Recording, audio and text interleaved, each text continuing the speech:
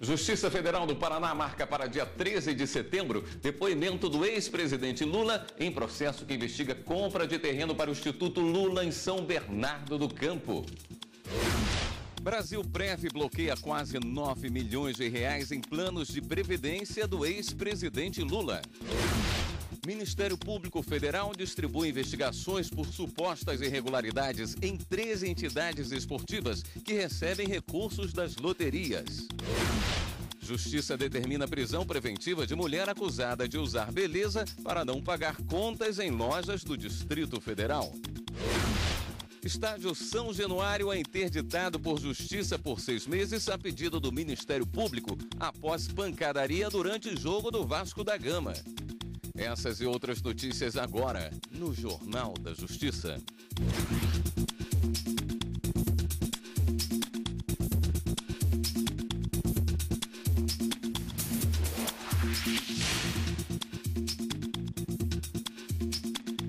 Boa noite.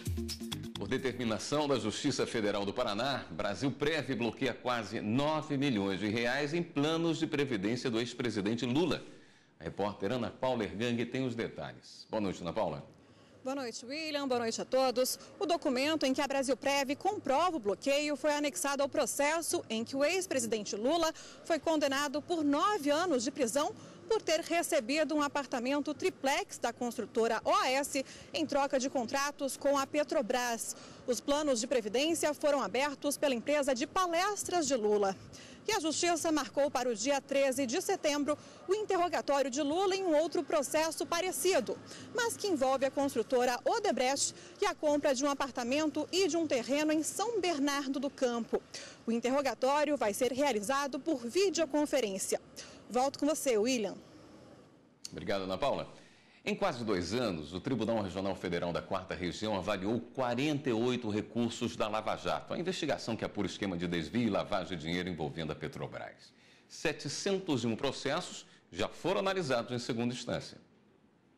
Os recursos contra as sentenças proferidas pelo juiz Sérgio Moro, no âmbito da Operação Lava Jato, são julgados em segunda instância pelos desembargadores da 8ª Turma do Tribunal Regional Federal da 4ª Região, que tem sede em Porto Alegre, no Rio Grande do Sul.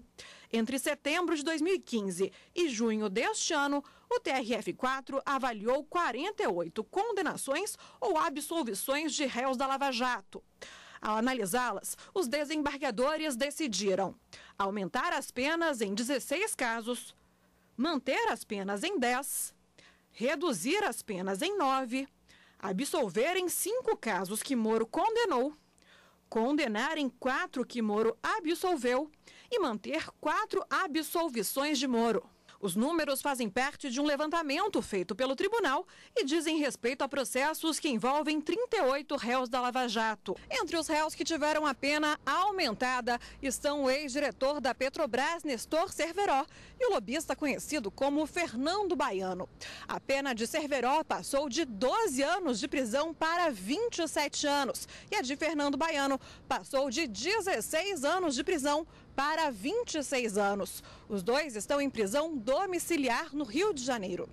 No último dia 12, o juiz Sérgio Moro condenou o ex-presidente Lula a 9 anos e 6 meses de prisão pelos crimes de corrupção passiva e lavagem de dinheiro. A acusação é de que ele teria ocultado a propriedade de um triplex no Guarujá, em São Paulo, recebido como propina da empreiteira OAS em troca de favores na Petrobras. De acordo com o presidente do TRF4, Carlos Eduardo Thompson Flores, o recurso de Lula deve ser julgado pelo tribunal até agosto do ano que vem. Eu imagino, uma opinião minha, tendo em vista o tempo que esses processos da Lava Jato têm levado no tribunal, que até mais tardar, digamos assim, em agosto do ano que vem, esses processos estarão julgados. Este e de outros agentes políticos também, não só o do ex-presidente, mas dos demais agentes políticos também. Ainda de acordo com o presidente do TRF4, o tribunal já analisou 701 processos relacionados à Operação Lava Jato. Aí incluídos habeas corpus, que é a imensa maioria, 450 e poucos habeas corpus, exceções de suspeição, mandados de segurança em matéria criminal e apelações criminais. Apelações parece que já já chegaram aqui, se não me falha a memória, 31 apelações. E já foram julgadas, acho que 12, né? E as demais já estão, digamos, em vias de julgamento. Praticamente todas essas decisões confirmadas no Superior Tribunal de Justiça e no Supremo Tribunal Federal, o índice de reforma não chegou a 0,5%. A Justiça do Rio de Janeiro interditou o estádio São Januário por 180 dias ou até que o Vasco da Gama cumpra os requisitos mínimos para que os jogos sejam realizados no local. Ao tomar essa decisão, a Justiça atende a um pedido do Ministério Público do Rio de Janeiro. O MP alega que devem ser montados planos de segurança antes das partidas e que o Vasco não tem condições de garantir a segurança do torcedor. A Justiça determinou que sejam montados 2 planos, um geral e o outro específico. O geral deve ser feito pelos 4 clubes da capital 30 dias antes do início das competições e conter uma série de informações, como o número de torcedores esperados para os jogos. Já o plano específico deverá ser feito antes de cada partida. Se as exigências não forem cumpridas, o estádio poderá permanecer interditado. O Tribunal de Justiça de Minas Gerais marcou a data do julgamento do recurso do ex-governador do estado, Eduardo Azeredo. Em primeira instância, ele foi condenado a mais de 20 anos de prisão pelos crimes de peculato e lavagem de dinheiro no processo que ficou conhecido como Mensalão Mineiro. No dia 8 de agosto, os desembargadores irão decidir se mantêm ou alteram essa sentença.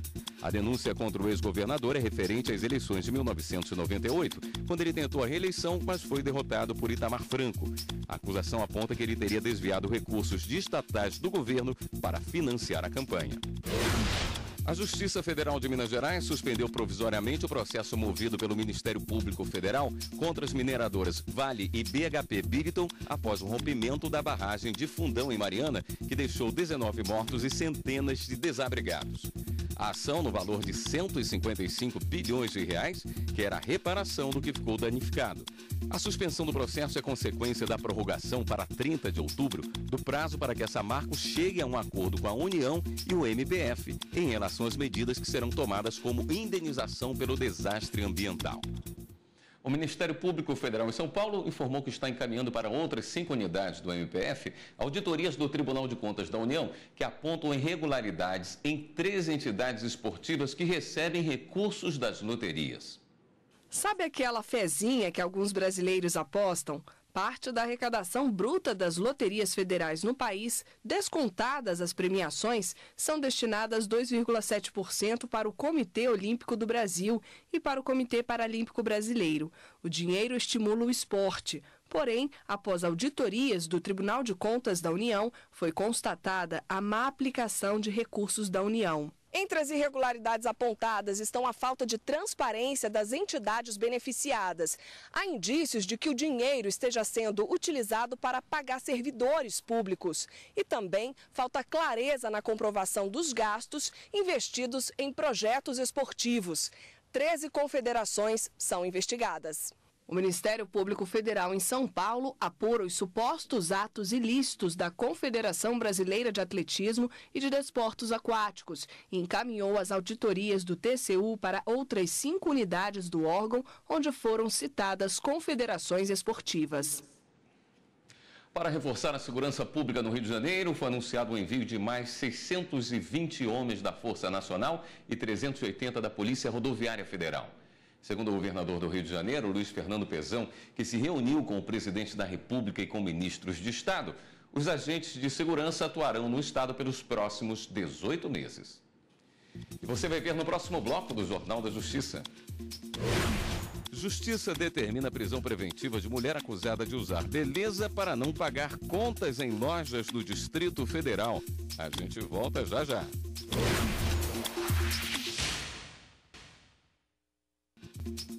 Mulher de 29 anos é presa preventivamente no Distrito Federal, acusada de pelo menos 35 crimes de estelionato.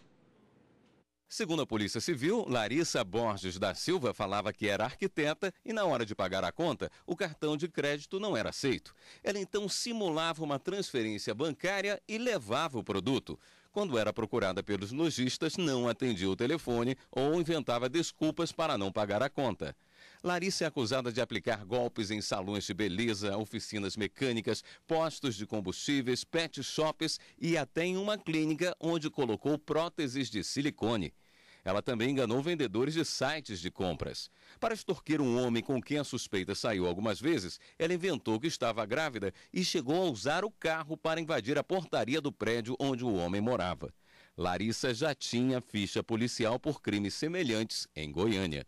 Por decisão da Justiça, a mulher está presa preventivamente pelos crimes de estelionato e furto. A repórter Fernanda Porto tem mais detalhes sobre esse assunto. Boa noite, Fernanda. Boa noite, William. Boa noite a todos. Para esclarecer mais dúvidas sobre o crime de estelionato, eu converso agora com o professor de Direito Penal, Leandro Ernesto. Boa noite. Para começar a nossa entrevista, o que diz o Código Penal sobre o crime de estelionato? Boa noite, Fernanda. O estelionato ele é um crime patrimonial, né? Caracterizado pela fraude. Ele está previsto no artigo 171 do Código Penal, que prescreve obter para si ou para outrem vantagem devida em prejuízo alheio mediante artifício ou ardil ou qualquer outro meio fraudulento. E tem uma pena de 1 a 5 anos, né? Então esse obter quer dizer conseguir, pode ser em prejuízo de terceiro, pode ser em benefício de terceiro. Tem que ter o prejuízo de terceiro e a vantagem devida, que necessariamente essa vantagem tem que ser patrimonial, mediante o ardil, que é o engano, que é você colocar a vítima em erro. Uma característica desse crime é que a vítima ela vai entregar o bem espontaneamente para o criminoso, né? O criminoso vai usar um artifício, um ardil, que faz com que a vítima entregue para ele espontaneamente aquele bem almejado. Seria essa a diferença, então, que caracteriza o furto qualificado com estelionato? Exatamente. A diferença é tênue entre os dois crimes. Ambos são crimes patrimoniais e ambos são crimes que praticados mediante fraude. Mas qual a grande diferença entre os dois? É que no estelionato a vítima entrega o bem espontaneamente, ninguém provoca ela para entregar, ela entrega o bem para o seu algoz. Ao passo que no furto qualificado, a fraude ela é utilizada para facilitar a subtração do objeto pelo autor. Então a vítima no furto qualificado, a vítima não vai entregar o bem. Na verdade, o autor é que vai pegar o bem, utilizando-se da diminuição da vigilância pela vítima.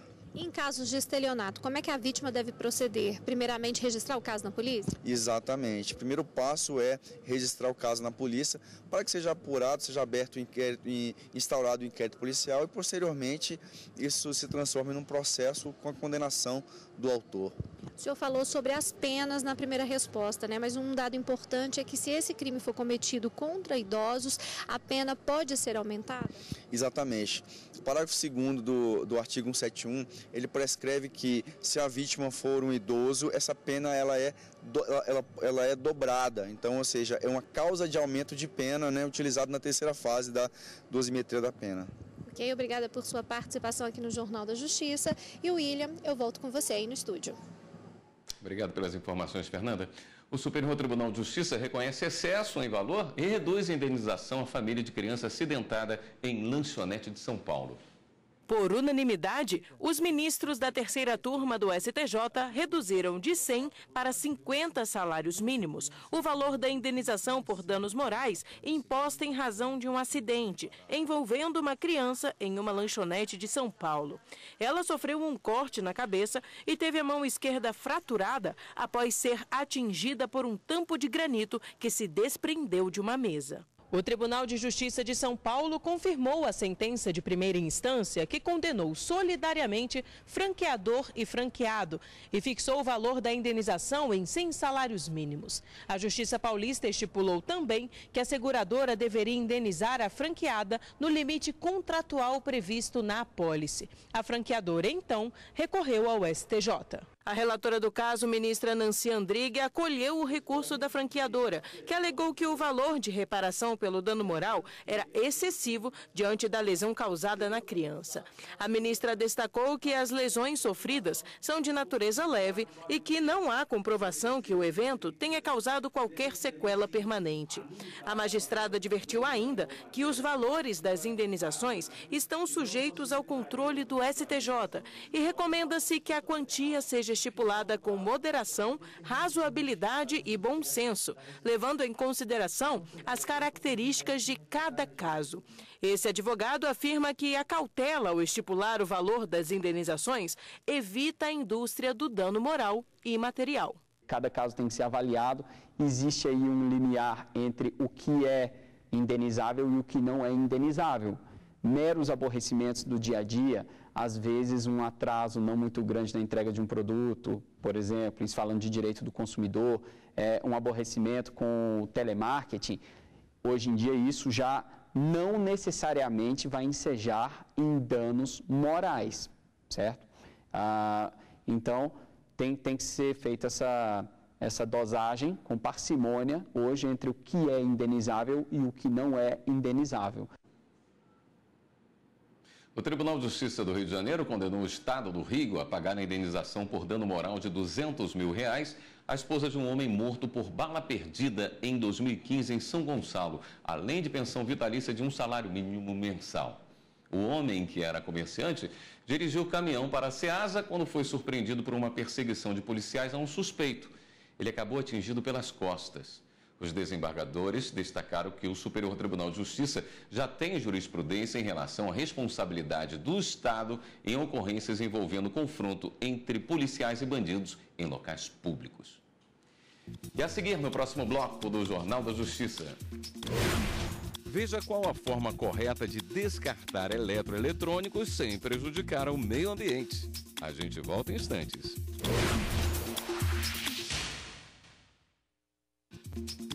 A indústria de eletroeletrônicos deve crescer neste ano quase 9% do país em relação ao ano passado. São as inovações tecnológicas que seduzem os consumidores e impulsionam o setor. Mas a preocupação dos ambientalistas é com o lixo eletrônico. A lei dos resíduos sólidos, sancionada há 7 anos, ainda não foi regulamentada. O Brasil descarta, segundo a ONU, quase 1.400.000 toneladas por ano de produtos eletrônicos.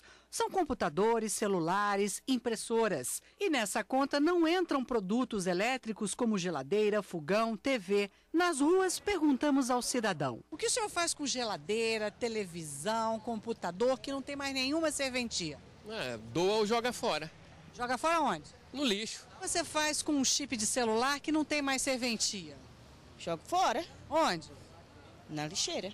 E esse lixo prejudica o meio ambiente. A maior parte deles usam metais, usam esses componentes que são óxidos e óxidos de metais e que normalmente podem poluir a água, trazem poluição ao meio ambiente, além de passar um enorme tempo para degradar. Em vez de encher os lixões, os eletroeletrônicos devem ter o destino correto. É a chamada logística reversa, prevista na lei que instituiu a Política Nacional de Resíduos Sólidos. Essa logística é o retorno dos produtos de forma independente do serviço público de limpeza e de manejo dos resíduos sólidos aos fabricantes, importadores, distribuidores e comerciantes. Os consumidores devem fazer a devolução aos comerciantes e distribuidores. Esses, por sua vez, devem devolver os produtos aos fabricantes e importadores. Eles são responsáveis por dar a destinação ambientalmente adequada. A lei completa 7 anos no mês que vem, mas ainda não tem regulamentação. O Ministério do Meio Ambiente discute um acordo setorial com as regras. A proposta vem sendo discutida no Ministério do Meio Ambiente com o setor produtivo desde 2015 e está em fase de negociação. O acordo ele vai detalhar passo a passo quais são as obrigações e os deveres e direitos de cada setor envolvido. Com a celebração desse acordo, tenhamos a partir de então no Brasil todo um sistema operacionalizado e transparente que as pessoas vão saber exatamente o que fazer com o produto eletroeletrônico após o seu uso. O problema das grandes cidades, do consumo que aumenta, ele só, à medida que o tempo passa, ele só cresce. E cada vez mais as soluções ficam mais complexas Isso demanda uma ação urgente, principalmente do Ministério do Meio Ambiente, no sentido de forçar que os diversos atores possam sentar à mesa e iniciar esse acordo e que está levando muito tempo para ser realizado. Mas a lei já estimula iniciativas pelo país. Este posto de combustível tem um ecoponto de produtos eletroeletrônicos. Os clientes que vêm abastecer o carro deixam aqui o que não tem mais nenhuma serventia e seria jogado no lixo. São carregadores de celular, de bateria, transformadores, computadores, fones de ouvido. O que é feito com esse material?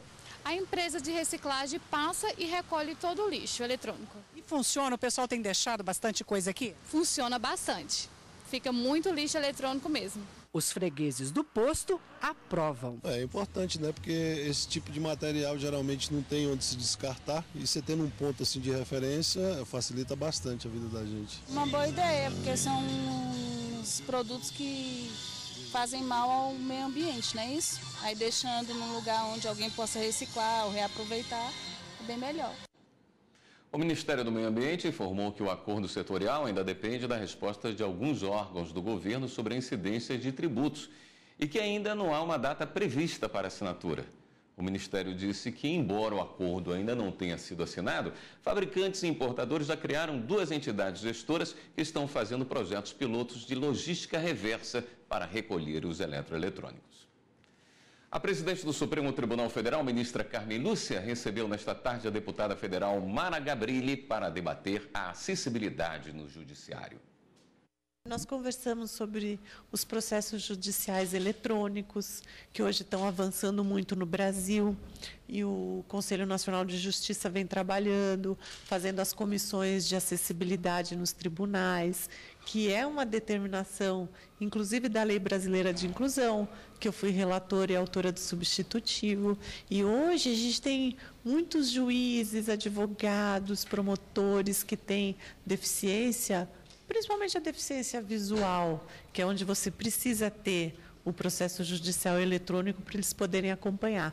Então, a gente veio falar um pouco disso, falar um pouco da situação dos presos com deficiência nos presídios.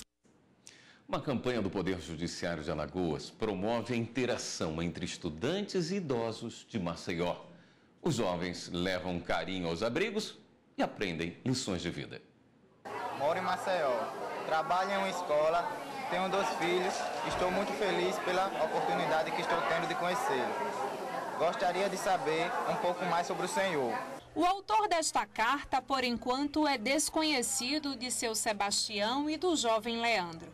Hoje ele e outros 30 alunos da Escola Municipal Antídio Vieira tiveram a tarefa de ser escribas e passaram a tarde lendo cartinhas para os cerca de 30 idosos que vivem no Asilo São Vicente de Paula, em Maceió.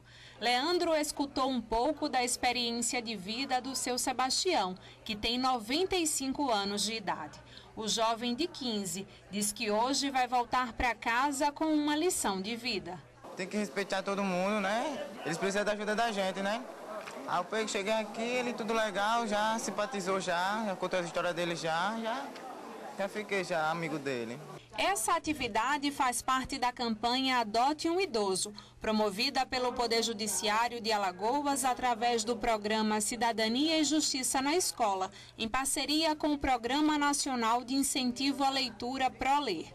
A ação desta tarde foi apenas uma das etapas do projeto, como explica o coordenador de projetos especiais da ESMAL. Temos aquela pessoa que adotou, temos aquele estudante da escola pública que vai fazer essa ligação, que vai escrever uma carta e que vai mandar a resposta da carta para o que adotou, e o idoso que aqui se sente acolhido. E foi justamente atenção e carinho que Milena veio trazer para esses idosos. Eu vou tentar vir mais vezes aqui para ver se eu consigo dar carinhos que eles precisam. Nunca abandonar um senhor que precisa de ajuda. É errado. Depois de ler as cartas, os estudantes redigiram novas cartas, que agora serão enviadas em resposta às pessoas que adotaram esses idosos. Adriele escutou atentamente o que o seu Luiz quis mandar de recado para quem o adotou. Chega, chorou quando eu li para ele, né? é verdade. Aí ele tá aqui falando das coisas dele, que ele morava em Recife, que conhecia muito a cidade, que é feliz, muito feliz em morar aqui, que ele gosta muito de ter recebido a carta e disse que quer conhecer a nova filha dele. O juiz Anderson Passos destaca ainda que o Poder Judiciário faz o seu papel social e que todos os envolvidos nesse projeto saem ganhando. Nós estamos aqui entrando em contato com as crianças, né, com as gerações que estão por vir e levando-as a conhecer as gerações mais antigas, os idosos.